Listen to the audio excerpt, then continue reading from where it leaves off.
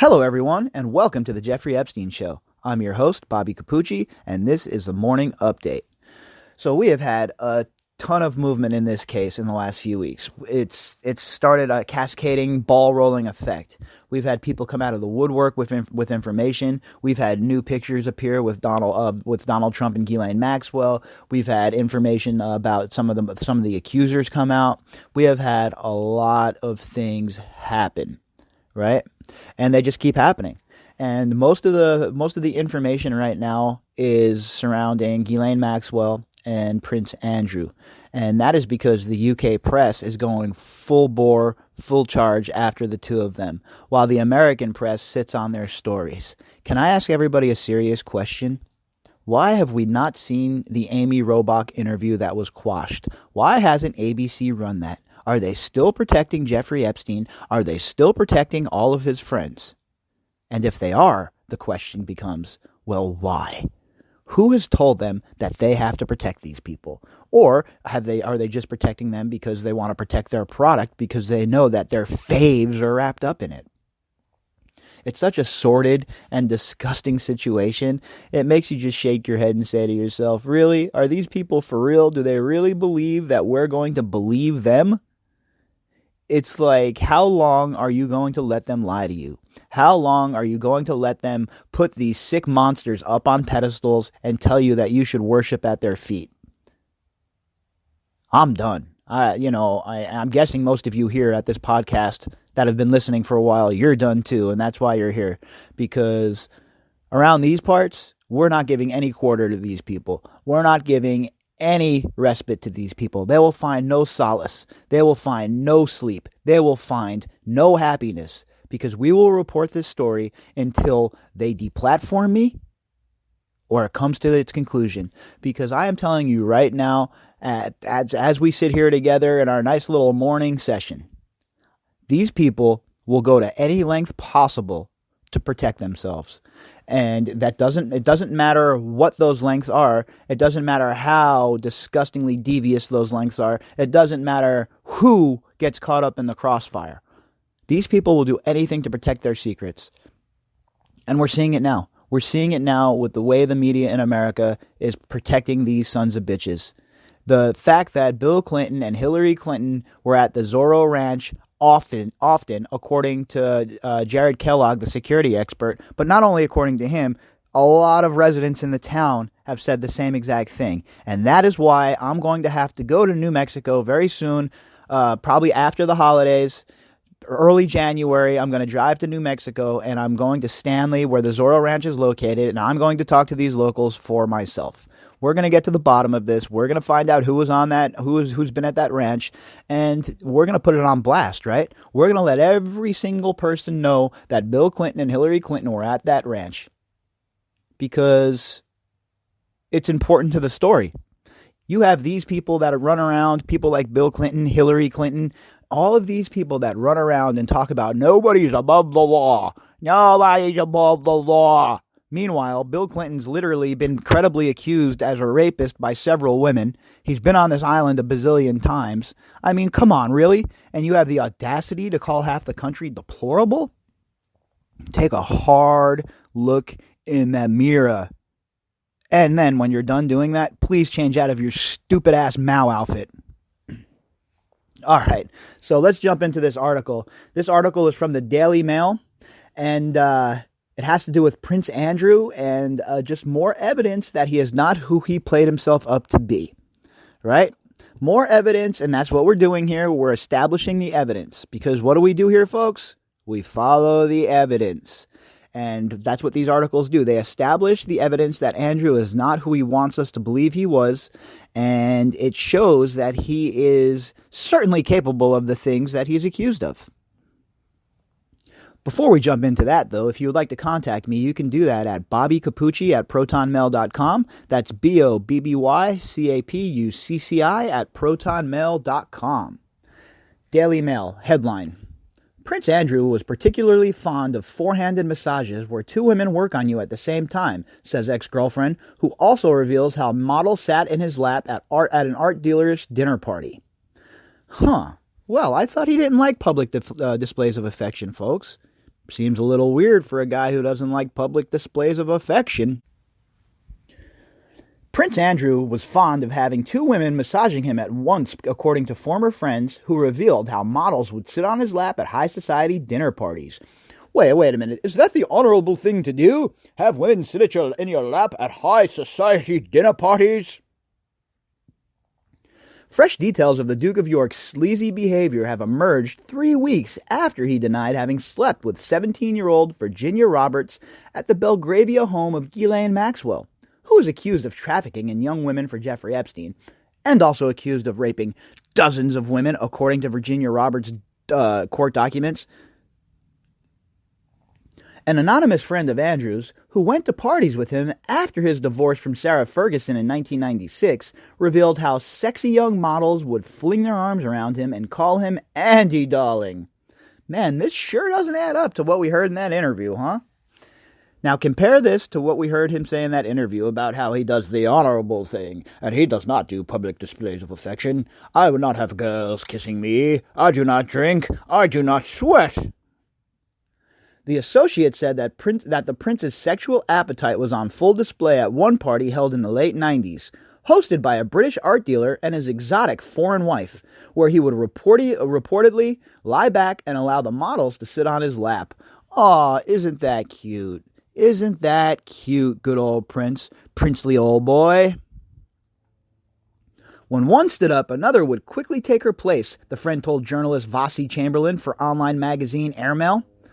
Oh, well, so again, folks, this article, I really don't give a crap what anybody does in their private life, right? If you want to go to the club and you're a single man and they're all people of age and you want to have relations with 35 women, that's not my business. I could care less what your sexual proclivities are. I do not care what you do in your private life. I do not care if you want to use drugs. I do not care if you want to do whatever you want to do. It is not my business until it becomes my business by making it my problem.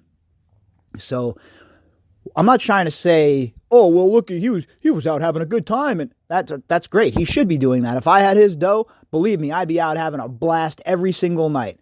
The fact of the matter is, though, he lied in that interview and said he doesn't like public displays of affection. He doesn't do that kind of thing. I don't take those kind of pictures. When in reality, we've seen that he does.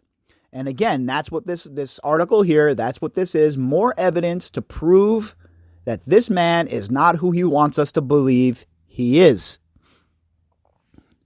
While a stylist named Lucy, who dated him for a short time, revealed how the Duke enjoyed receiving 4-handed massages where 2 women rubbed their hands over him at once. Well, we all know that massage, air quotes, means sex in the Jeffrey Epstein trafficking world. Now, I'm not saying that's exactly what happened here, but boy, there's smoke, there's fire, right? Massages, there's this big thing with massages with these people.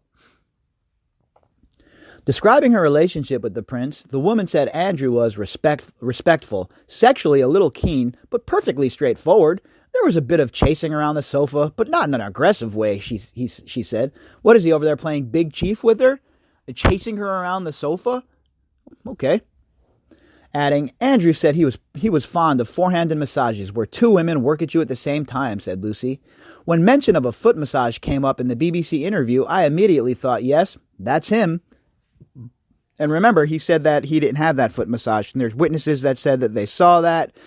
So again, he's lying, according to witnesses. Despite the behavior, she insisted that Andrew was always gentlemanly and that there was nothing awful or sneaky about him, except when it came to paying the bill, which he usually avoided. That does not shock me at all. You ever been to dinner with a rich person? Rich people don't get rich by separating themselves from their money, folks. I suggested one evening that we go to the cinema. He said, great, how many tickets have you bought? I was slightly taken aback, so I said I would buy 2, but he said we would need 7 in total to include his security. So this chick wants to go to the movies with him, right? And old boy Andy's like, yeah, that's cool. Did you buy the tickets already? Oh, wait, I forgot to tell you. 7 of my best buddies are coming. 5 of my best friends are coming, too. They're going to provide security. I mean, are you kidding me right now? Are you effing kidding me? So not only are you a sick, sexual deviant, you're a grifter? I mean, we should have known you were a grifter being part of the royal family and all, but boy, this is beyond the pale. Who doesn't buy movie tickets to go take a girl to the movies? Not the honorable thing to do there, Prince Handsy Randy Andy. She also said his attraction to women went far beyond royal circles, with him once associated with a California lingerie model who was trying her luck in Hollywood. Well, that's fascinating. A lingerie model, huh? I wonder if she worked for Victoria's Secret. I wonder if he swooped her up from our good pal Les Wexner's operation with the help of the sick, disgusting bastard Jeffrey Epstein. Pretty sure that's what occurred. I have no evidence that leads me that way, but Occam's razor, right? She said he was told not to hang around with people like her, only for the prince to reply, why not? He has a total lack of emotional intelligence, said Lucy. Well, I would just say we could make that a broader statement and say he just has a lack of intelligence in general. Not the brightest guy in the world, folks. The dullard prince, the dummy prince, the stupid prince, the not-so-smart prince, the brain-dead prince. Bizarrely, it was also revealed the Duke's email address at the time was invisibleman@.com. Such was the damage caused by the bombshell accusations by Miss Roberts that Andrew was reported ordered to step down for the sake of the monarchy by his father during a crunch at Sandringham showdown with his brother Charles. His father's like 98 years old, all right? You're a grown man. You're going to be 60 years old, and your dad is still grounding you? Your dad is still telling you how to live your life correctly? You're an abject failure, sir. The Duke of Edinburgh told the disgraced prince to cease royal duties amid a backlash over the Duke of York's friendship with the billionaire pedophile. The Prince of Wales is said to have dragged his younger sibling to the royal estate for a crisis summit where he effectively retired the Duke from his public duties. Charles told his embattled brother there was no way back into the family in the near future after the public outcry that followed his disastrous Newsnight interview last month. Well, yeah, that's usually what the case is, right? When you're hanging out with sexual offenders, hanging out with human traffickers, hanging out with people like Jeffrey Epstein, well, you might end up getting in a little bit of trouble. Because guess what, Prince? It is not the honorable thing to do. It is not honorable to fly across the pond to associate with a known child sex offender. It is not okay to stay at his house. It is not okay to take a walk with him in Central Park. It is not okay to take part in anything that he does. Because, in your own words, it's not the honorable thing to do. All right, folks. You can reach me at Bobbycapucci at ProtonMail, BOBBYCAPUCCI at ProtonMail.com. And you can, if you'd like to support the show, you can find the GoFundMe link inside of the description box. Of course, we will be back later for the daily drop. And if anything happens this afternoon, well, you know I'll be back. And like I said last night in the recording, I'm going to start doing some in case you missed it articles. And I might do one of those later on today. We'll see how things go. If not today, certainly tomorrow, because I think there's some crucial information that's in these older articles that would be very pertinent to the current conversation. So I'm definitely going to start a flashback segment as well. It's something that we need to go over. This is information that needs to be part of our collection here, I like to say.